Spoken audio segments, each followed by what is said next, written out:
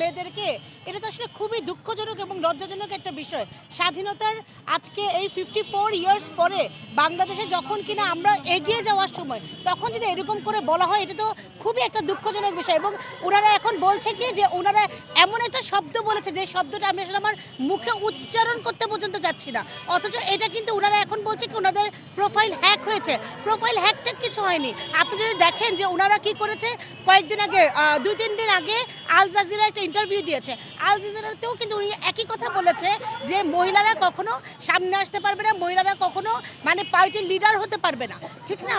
এবং ওনারা আমরা দেখেছি কোনো একটা আসনে ওনারা কোনো মহিলা প্রার্থী দেননি, একটি আসনেও মহিলা প্রার্থী দেয়নি, অথচ ওনারা কিন্তু ওনাদের নারী কর্মীদেরকে ভোট চাওয়ার জন্য অনেকগুলো জায়গায় অনেক মানুষের বাসায় বাসায় পর্যন্ত পাঠাচ্ছে, কিন্তু ওনারা কাউকে ওনারা মানে ভোট চাইতে পাঠাচ্ছে, কিন্তু কাউকে ওনারা এমপি করার জন্য বা একটি আসনেও ওনারা কোনো নারী প্রার্থী দেয়নি।